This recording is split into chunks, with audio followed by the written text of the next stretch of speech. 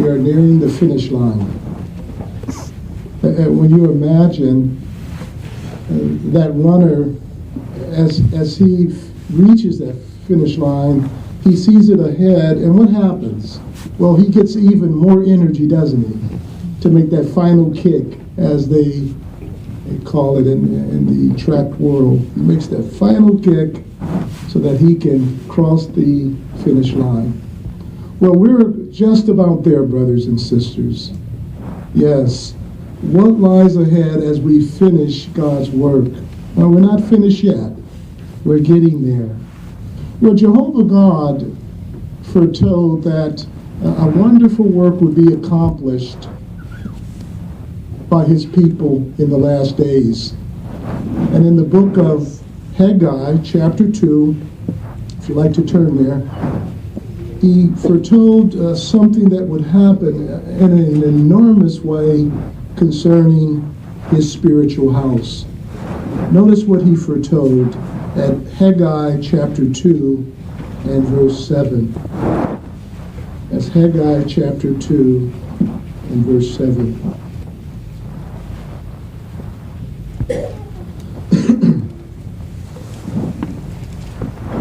And I will shake all the nations, and the precious things of all the nations will come in. And I will fill this house with glory, says Jehovah of armies. So Jehovah God said, I'm going to bring in precious things. What is precious? Well, one definition is something of great value. So Jehovah says, people, you brothers and sisters are precious to Jehovah. And he says, I'm going to bring you in so that you can make my house glorified. What a wonderful privilege. When you think about what's precious to you, just imagine what's precious in your house. Do you have a plush dining room, furniture? Do you have a state-of-the-art computer that you find very precious?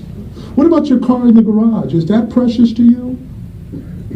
Well, you would have to agree with me that even though you have those items, the most precious thing to you probably is your family, people.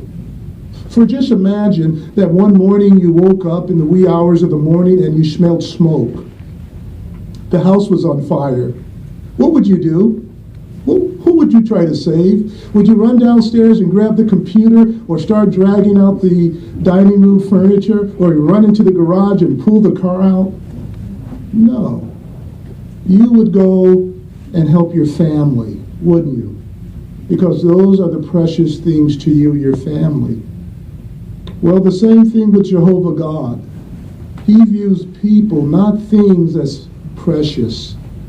That is why, brothers and sisters, we have a privilege of working with Jehovah and allowing Jehovah's desires to be fulfilled through us. And what are those desires? That the nations be shaken and these precious things from our neighborhoods come right into the Kingdom Hall to glorify God's house. How do you feel about your privilege to be a fellow worker with Jehovah? Isn't it a privilege? It certainly is. Notice how it is put here in the book of Philippians. Yes. Let's turn to 1 Corinthians chapter 3. That's what we want to look at first. 1 Corinthians chapter 3.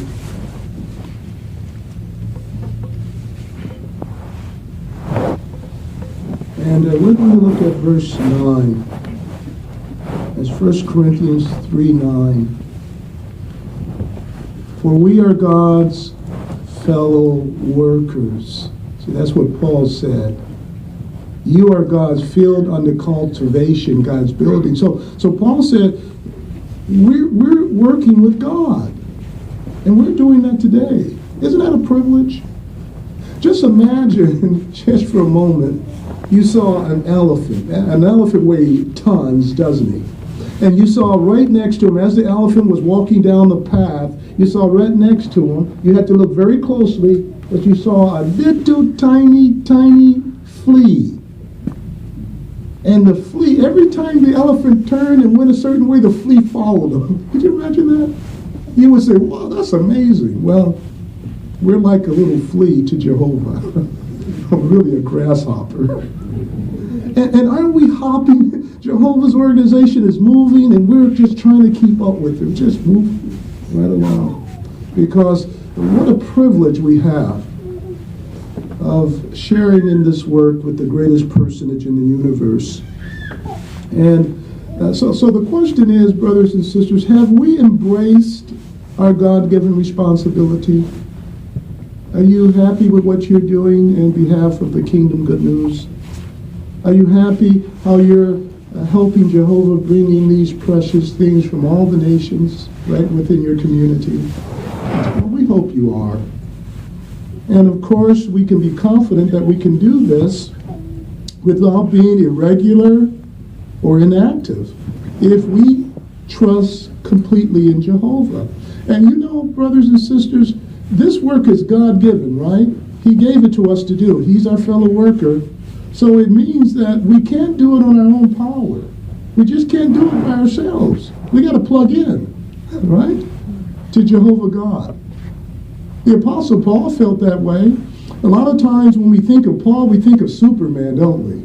He had an S under his toga. No, he didn't. No, he didn't have a big red S. He was just like us. Just like us. And you know who he trusted in, who he plugged into for power? Well, let's look at what Paul did to get his power. In Philippians chapter 4, in verse 13. Because sometimes we can feel zapped. The system can kind of whip us. But remember, Jehovah is with us. See, as long as he's with us, we can get what we need. We can plug in, as it were, to his power. Just as Paul did. There in Philippians 4:13, it says, for all things, this is Paul, I have the strength through what I eat, right? My diet. No, he didn't say that. Through the one who gives me power. So he was talking about Jehovah. He never thought that, he could do it on his own, because he couldn't. Neither can we. Neither can we. We need to always trust in Jehovah God. Because the desire to serve Jehovah God is God-given. We just can't come up with this idea on our own. It's God-given. That's the motivation we need. So, brothers and sisters, what if, let's say, for example, you've been in the truth for a number of years, maybe not so long either, and you find out you don't have that get up and go anymore. You're just not that excited about preaching. Should we hit you on the hand and say, bad? No, we're not going to do that. But we are going to say, you need help. You need encouragement. Can you go to Jehovah and ask him to give you the desire, that God-given desire to get back started so that you can get involved in the ministry again like you used to? Well, let's go to the Bible and let the Bible answer that. Remember the question, can we go to God and ask him for help to give us that desire and to make us want to preach the good news and do all the good things we should? You'll find this surprising, probably. Maybe not. Turn to Psalm 25, verse 4 and 5. This is the psalmist.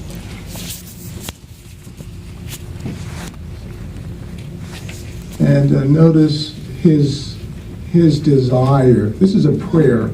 He says, make me know your ways, O Jehovah. Teach me your paths. Cause me to walk in the truth, and teach me, for you are my God of salvation. In you I hope all day long. So can you hear the pleading in this man's voice, asking Jehovah to do what? Look at verse 4. Make me. Make me, please. And then the next part, teach me. And then verse 5 calls me to walk in. So here This man is pleading to Jehovah, I don't have the desire, but help me have it. I want it. Well, you're not wicked, brothers and sisters, if you feel this way. But you would be doing something wrong if you didn't go to Jehovah and ask for help. Tonight, if you feel that you're in that position where you don't have that get up and that umph you used to have, go to Jehovah and say, Jehovah, make me. Yeah, make me. Cause me to do it. Because doing God's will is God-given. It's a God-given desire. And it has to emanate from Jehovah God. So we need to ask him. There's nothing wrong with asking Jehovah to make us do it. We need help, don't we? We certainly do. We're living in some exciting times, aren't we? And we have some very momentous events just ahead of us. The Watchtower mentioned that there will be a marked increase in our preaching work just before the end comes. And the Watchtower brought out that the siege of Jericho illustrates this, that there will be an increase just before the end comes. Well, let's look at that passage of Scripture recorded in the book of Joshua, chapter 6. Joshua chapter 6. And we're going to look at verses 2 through 5.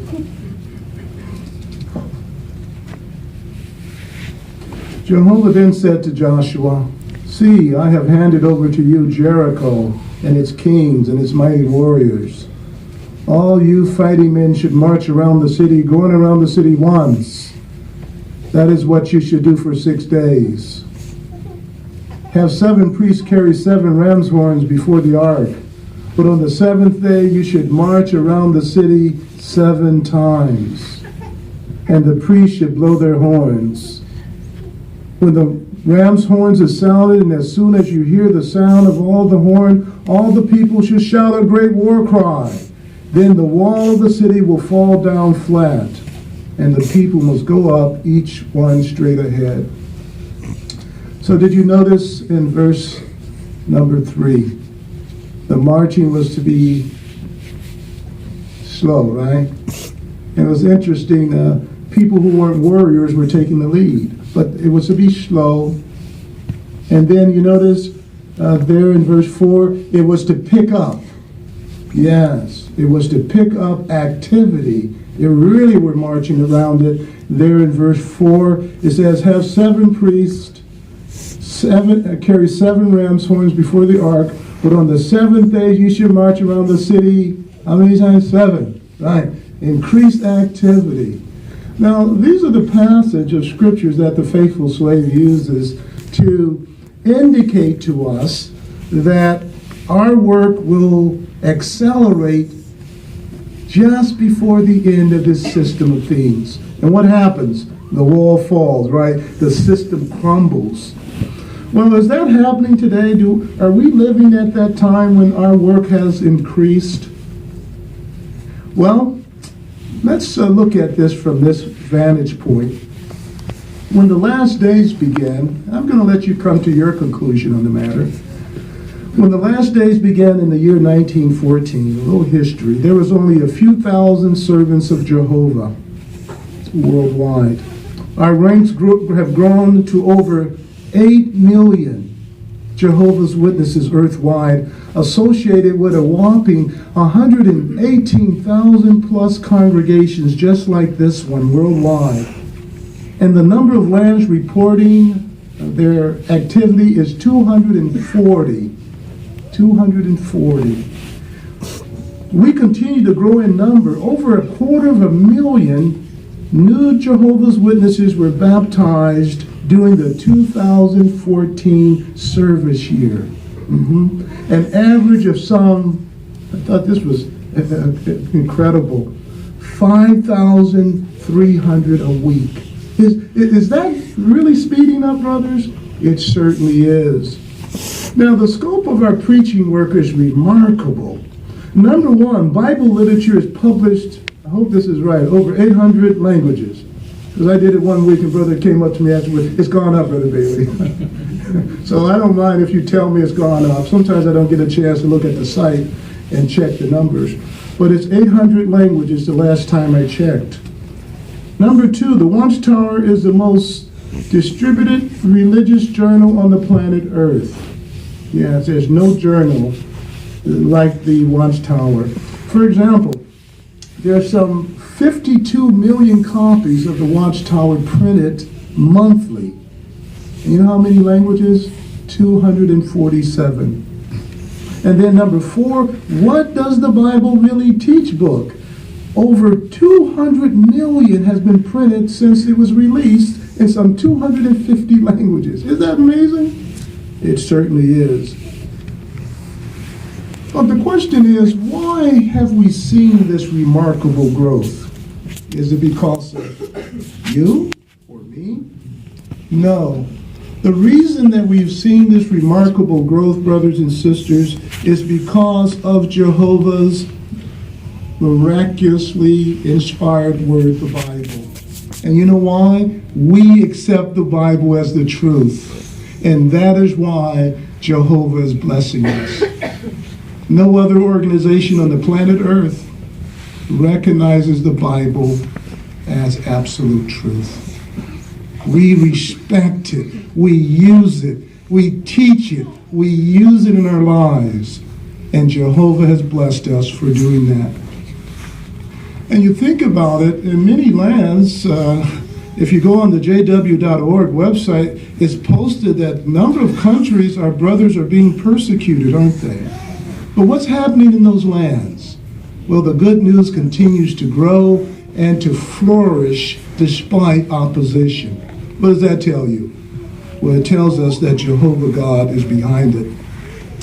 Now, if we go back to Joshua chapter 6 just for a moment, something else is mentioned there that we can look forward to in the near future. Joshua chapter 6. And notice verse number 5.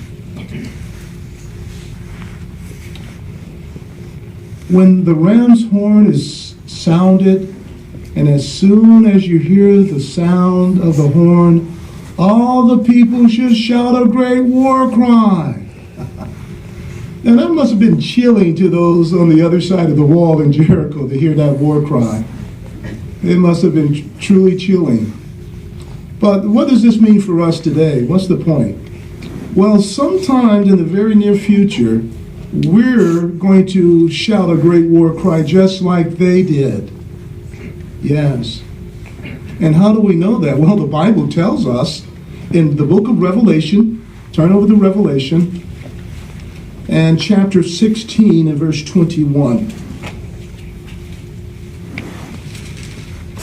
Remember when John began to pen this, he made it clear, the angel said that it would be given to him in symbols. So it has. These are symbolic symbolisms. In the book of Revelation here, chapter 16, verse 21, a powerful judgment message are pictured as a great hail with every stone about the weight of a talent. You know how much that is in pounds? 75 pounds. Can you imagine a stone coming out of the sky hitting you 75 pounds? You won't have a chance, would you? But this is symbolic of a message that we're going to proclaim in the future. There in verse 21 it says, "Then great hailstones, each about the weight of a talent, fell from heaven on the people. And the people blasphemed God because of the plague of hail, for the plague was unusually great." So this is talking about not a literal hell, but a message that we're going to eventually go to our neighbors and tell them. It will be that heavy, that powerful. And this will happen in the very near future. Let me just share something with you from this article that I got this from. This is the Watchtower of July 15th, if you're taking notes. Watchtower 2008, July 15th, page 6 and 7. in paragraphs 15 and 16. It says, what developments are yet in store for the preaching work? Recall that just before God destroyed Jericho, the Israelites were instructed to march around the city once a day for 6 days. And then on the seventh day, however, there was to be a marked increase in their activity. Jehovah told Joshua, you should march around the city, remember, 7 times, and the priests should blow their horns, and it must occur that when they sound with the horn of the ram, all the people should shout a great war cry, and the wall of the city must fall down flat. It is possible that there will be a similar expansion of our preaching work. No doubt by the time of the destruction of the present system of things, we will have seen the greatest witness to God's name and kingdom in the history of this world. Wow. Isn't that something? And that's the Watchtower made that nice comment. But about the great war cry, the Watchtower further said this: the time may well come when the message we declare is like a great war cry. In the book of Revelation, powerful judgment messages are pictured as a great hell with every stone about the weight of a talent. In Revelation 16:21, it says the plague of it was unusually great. Just what role the house-to-house ministry will play in the proclaiming of those climatic judgment messages remains to be seen. But we can be sure that before the Great Tribulation is finished, Jehovah's name will have been made known as never before in human history. See, they're repeating that. So whatever that message is that we're going to give sometime after the Great Tribulation begins and Babylon is destroyed, I don't know if it's going to be, we told you so, I don't know. That'll get them right. But we're going to hit them with a big one. Yeah, I don't know if we're going to use tracks or what, but the point is, brothers, if we can't get involved in the ministry today when our message is, fairly light, how are we going to do that when we have to drop the big one on people? See? So if we're not preaching now to the extent that we feel that we should, why not get back in the race and get back out there so you can build yourself up so that you'll be ready to do whatever Jehovah tells us to do when it comes to the preaching work in the future. It reminds us of Ezekiel 38. Let's turn our Bibles there. Because this is the issue, universal sovereignty, isn't it? It's not about us. It's not about us. It's all about Jehovah, isn't it? And our salvation is secondary, isn't it? There in Ezekiel 38:23.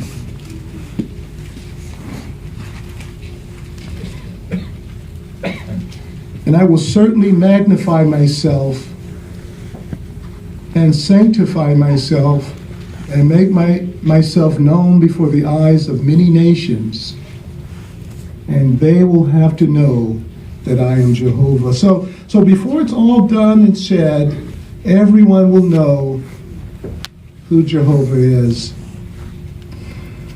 But of course, we want the end to come, don't we? Yeah, some of us have been in the truth running this race for 50, 60 years, 40 years, 30. Some have just started. But it's getting rough, isn't it? But the end will not come simply because we want it to come. Or we'll say, well, I'm in this part of the United States, and there's no one coming to the doors anymore. The end must be very close. Maybe I can just quit preaching. No. Now, who tells us to stop when it's enough? Jehovah, our commander, and his son. Jehovah God knows exactly when to tell us to stop, and he will at his appointed time.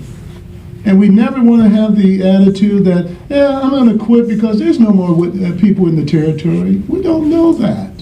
As long as Jehovah allows it, what do we do, brothers and sisters? Keep preaching until Jehovah says, stop. And one day he's going to say that.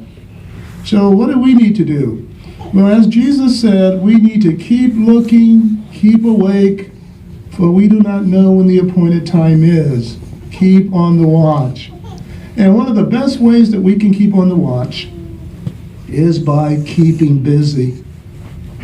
And aren't we glad that we have been energized by Jehovah God to carry out this work? That's the only way we can do this. See, that's the only way we can sound the good news earth-wide. We have to be energized by Jehovah. And Jehovah's organization is a forward-moving organization, and nothing can stop it. Micah set an excellent example of one who waited on Jehovah. He was waiting, and there was terrible conditions in his time, and he waited on Jehovah. Turn to Micah, please. He gives us a nice example to follow of someone who waited, and the way that he waited is truly an example to be imitated. Micah chapter 7 and verse 7.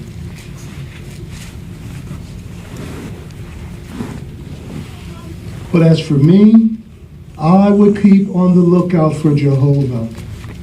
I will show a waiting attitude. And you notice the footnote, it says, "Oh, I will wait patiently for the God of my salvation. My God will hear me." What an excellent example. He didn't sound like he was panicking. I want this to stop. No, he said, I'm going to wait on Jehovah. And you can believe, brothers and sisters, that while Micah was waiting, he was busy.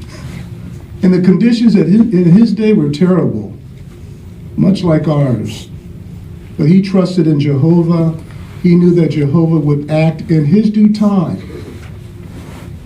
He cared about, it's not like Jehovah doesn't care about us, but he will act in his due time. Now, what can help us have a waiting attitude and be patient? Well, we can learn a lot from Jesus Christ. What helped him to have a waiting attitude? Because he had to wait too. Because remember, he was with Jehovah for millennial in the heavens. But he waited. He waited. He didn't rush things. But what helped him to wait on Jehovah? Well, Hebrews 12:2 gives us the clue. Turn there to Hebrews 12:2.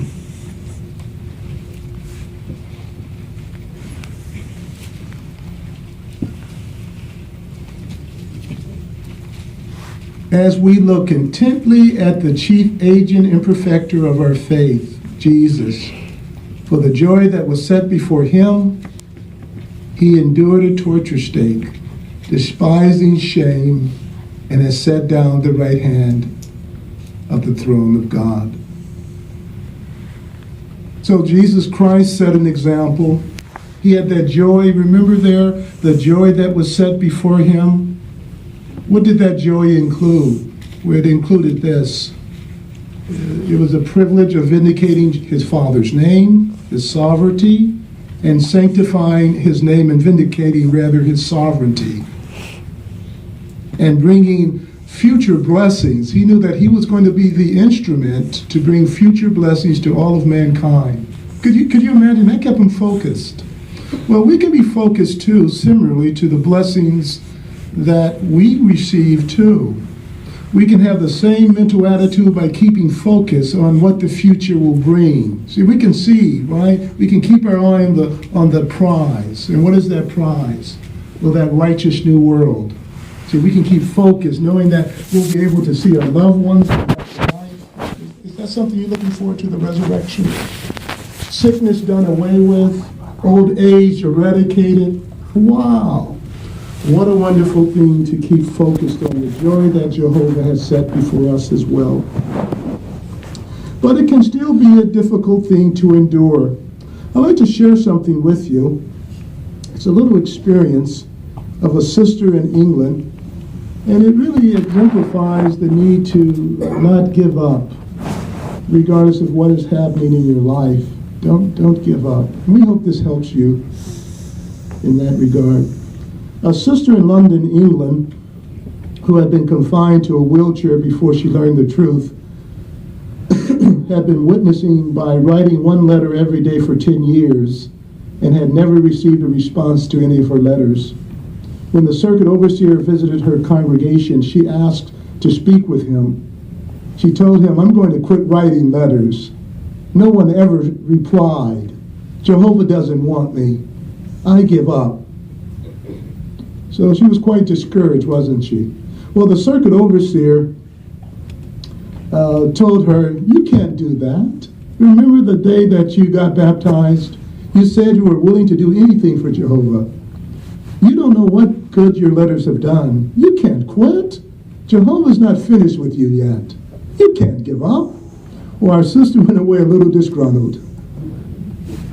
Well, our sister had a favorite radio program that she listened to each week. A week following her discussion with the circuit overseer, she turned on the program. The announcer began to explain that he had been away because his mother had died suddenly, and he was still very upset but needed to get back to his work. Our sister began to think about what the circuit overseer said and decided to write one more letter. In her letter, she told the announcer how much she had enjoyed his program and then began to witness to him about the resurrection hope. The next week, when she turned on the program, the announcer started to thank all the people for the consoling letters he had received during the week. And then he said, but one letter that really touched my heart. I would like to read it to you. He then read our sister's letter on the air. She was so happy, she began to think again about what the circuit overseer had told her, that Jehovah was not finished with her yet. She immediately began to write another letter explaining the paradise hope. One day the next week, while she was eating lunch, she heard a knock at the door. When she opened the door, a man was standing there, and he said, I know you don't know my face, but close your eyes. Maybe you will recognize my voice. I just had to meet the person who wrote me those beautiful letters. I also wanted to tell you that I really want to see my mother again, so I need to learn more. I wanted to know, if I came to visit you once a week, would you be willing to teach me more about the paradise earth? Our sister again recalled the words. Remember the words? Jehovah is not finished with you yet. So the man and his wife came to the sister's flat and before long accepted the truth and were baptized. Then one day his whole family came to see her and said, we have had a family conference and we would like to ask you a question. You have done so much for us that we would like to do something for you. We know we will see Mom in the resurrection, but we would like you to be our mom until then. Will you come and live with us so that we can take care of you? The sister, with tears in her eyes, accepted the offer, and again she recalled the circuit overseer's words. You remember those words? Jehovah is not finished with you yet. So isn't it a blessing, brothers and sisters, when we don't give up, when we continue on like this sister, knowing that Jehovah is going to bless us if we keep going right to the finish line. He's going to give us what we need. So whatever you do in behalf of the kingdom, dear brothers and sisters, do it, and do it with all of your might. And why? Because Jehovah is not finished with any of you yet.